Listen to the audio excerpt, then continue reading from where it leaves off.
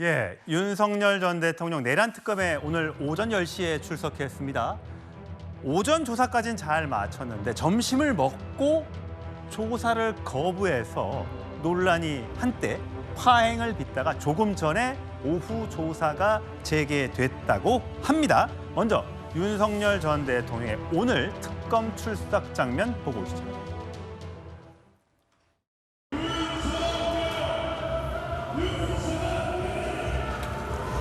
지하 주차장으로 들어가지 않은 이유 있으실까요? 조석 특검을 8년 만에 피의자 신분으로 만나셨는데 어떻게 보십니까? 이번에도 진실거부권 행사하실 건가요? 원래 지하 주차장을 통해서 들어가게 해달라라는 요청을 했고 특검이 거부를 했는데 오늘 별다른 얘기 없이 지하 주차장이 아닌 고검 현관을 통해서 들어갔습니다만 말은 하지 않았습니다. 그러니까 내란 특검 오늘 오전 조사 후에 점심 무렵 지난 이후에 오후 조사가 이루어지지 않다가 4시 50분경 지금 6시 36분이니까 조금 전에 시작이 됐고요.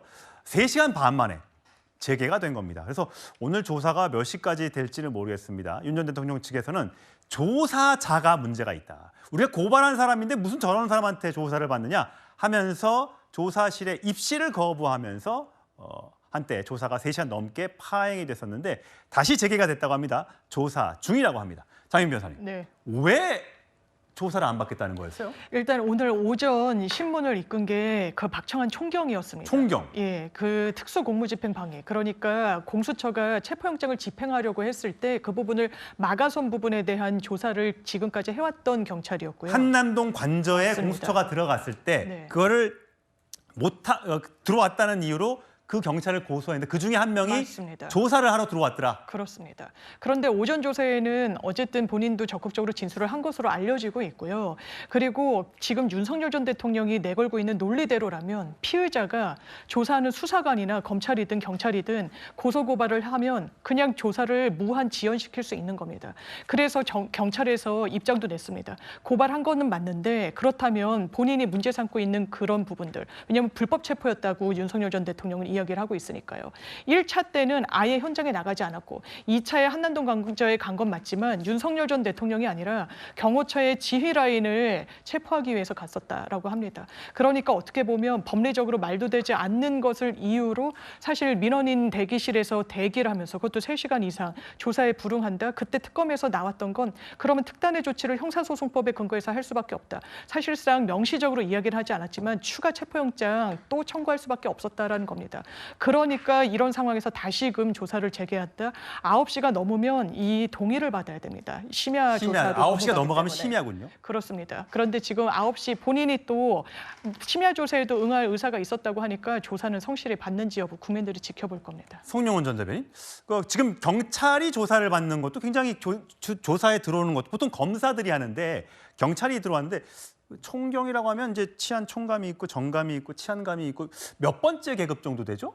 그런데 지금 박창환 총경은요, 예. 경찰청 중대범죄수사과장입니다. 예. 그리고 지금 그 내란 특검팀의 일원이기 때문에 충분히 조사를 할 수 있어요. 그리고 이 조사 주체에 관한 윤석열 전 대통령과 그 변호인 측의 이 의는 제가 봤을 때는 좀 수긍하기 어려운 측면이 있습니다. 왜냐하면은 1월 6일과 1월 15일 그 두 번의 그 공수처와 공조본의 체포 시도 그것이 지금 위법하기 때문에 고발해둔 상태이고 예. 그 피고발인 중에 한 명이다라는 것 아닙니까? 그런데 엄연히 법원이 발부한 체포영장을 가지고 집행하러 들어온 겁니다. 그렇기 때문에 박창환 총경이 그 당시에 왔든 오지 않았든 사실은 위법한 어떤 체포 시도와 관여되어 있다. 그래서 조사 주체로서 자격이 없다. 이렇게 보기는 좀 납득하기 어려운 측면이 있어요. 근데 역대 대통령 조사 여러 사람들이 박근혜 전 대통령이나 이명박 전 대통령이 조사받을 때는 다 검사들이 들어왔다고 하더라고요. 물론 그렇기는 합니다. 그리고 그런 점에서 윤 전 대통령이 내심 이것은 나에 대해서 어떻게 보면은 그 예우가 부족한 것이 아니냐 예. 이렇게 생각하는지는 모르겠어요. 그러나 그렇다고 하더라도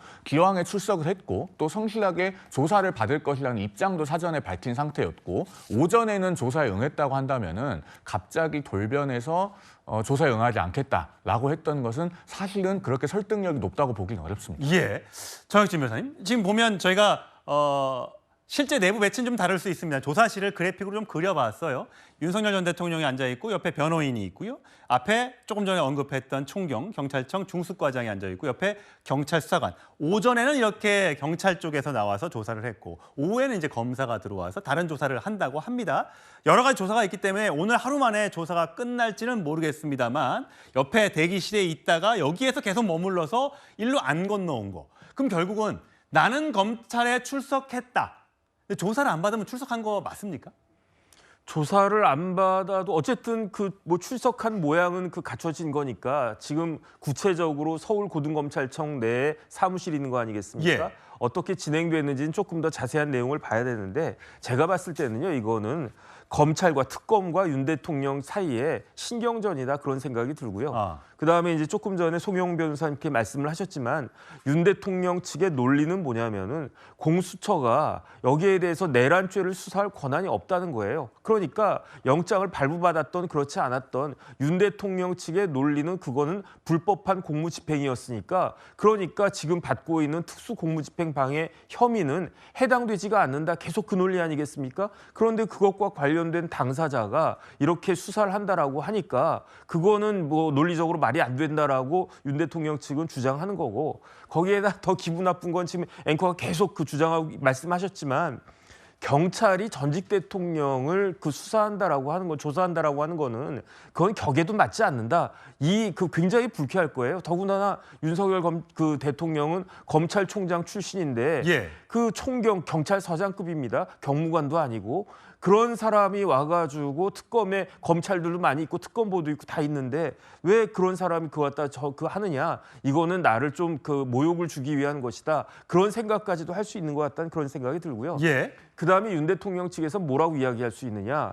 피의자한테는 뭐가 있습니까? 진술 거부권이 있단 예. 말이에요. 그러니까 나 조사를 받으러 저기에 들어가도 계속 아무 말 안 하고 그냥 꾹 하고 있으면 그 되는 거고 그다음에 진술 거부권 열심히 행사하신 분들 우리가 많이 알고 있지 않습니까? 그다음에 제가 봤을 때 결정적으로는 윤석열 대통령 측은 어떻게 생각하느냐. 이렇게 수사받을 때 저희 같은 변호사들은 열심히 이렇게 그 해명해가지고 지금 혐의를 벗을 수 있는 가능성에 대해서 노력을 갖다 하는데 제가 봤을 때 윤 대통령 측은 어차피 이거는 답정너다. 결과는 무조건 구속영장도 청구할 거고 기소도 당연히 할 거고 그렇게 결과가 뻔히 보이는데 여기에 대해서 수사에 협조하는 그런 모습을 과연 보여줄 필요가 있겠는가. 이런 전략도 있는 것이 아닌가. 저는 그런 생각이 들고요. 예. 이런 모습들이 그냥 국민들한테는 특검이 됐던 윤 대통령이 됐던 그렇게 좋아 보이지는 않을 것이다. 그런 생각 듭니다. 예. 윤석열 전 대통령 지난 1월에 이 공수처에서 체포될 당시에 한남동 관저에서 미리 촬영했던 영상을 공개한 적이 있었죠. 당시에 이렇게 얘기한 적이 있었습니다. 수사권이 없는 기관에 영장이 발부되고 또 영장 심사권이 없는 법원이 체포영장과 압수수색 영장을 발부하는 것을 보면서 이런 불법이 자행되고 무효인 영장에 의해서 절차를 강압적으로 진행하는 것을 보고 정말 개탄스럽지 않을 수 없습니다. 예, 강성필 부대변인, 당시에 불법, 그다음에 체포된 게 아니라 내 발로 걸어간 거다. 그리고 나서 구속이 됐고 다시 석방이 돼서 지금 불구속 수사를 재판을 받고 있는 거 아니겠습니까? 지금 보면 보통 이렇게 전직 대통령이 가면 예우 차원에서 티타임도 좀 하고 특검과 그다음에 점심도 물론 배달시켜서 먹었다고 합니다만 좀 그래도 사전에 좀 예우를 갖춘다고 하고 호칭도 지금 예전에는 대통령님 이렇게 했다고 하는데 지금 오늘은 어떻게 불렀는지는 확인은 되지 않고 있어요. 과연 아까 기싸움 경찰 수사관을 먼저 투입한 것도 이런 이 특검과 윤 전 대통령 측의 기싸움이라고 문제 보는 해석이 있었는데 이런 기싸움을 통해서 특검이 얻고자 하는 것은 과연 무엇일까요? 뭐 이제 뭐 소위 기싸움에서 밀리면 수사가 어려워진다. 라는 어떤 그런 기조에서 이루어지고 있는 것 같은데 사실상 별 의미가 없다고 생각을 합니다. 저는 윤석열 전 대통령에 대해서 특검이 특별히 불이익을 줄 필요도 없고 그런다고 해서 특혜를 줄 필요도 없다라고 생각을 하고 이 사전 환담 같은 경우도 전직 대통령 사례에 비추어 보면 뭐 비공개로 했을지는 모르겠지만 공개적으로는 이런 티타임 같은 걸 가진 사례가 없다고 제가 알고 있기 때문에 윤석열 전 대통령도 이런 혜택은 없었을 것이다라고 생각을 합니다.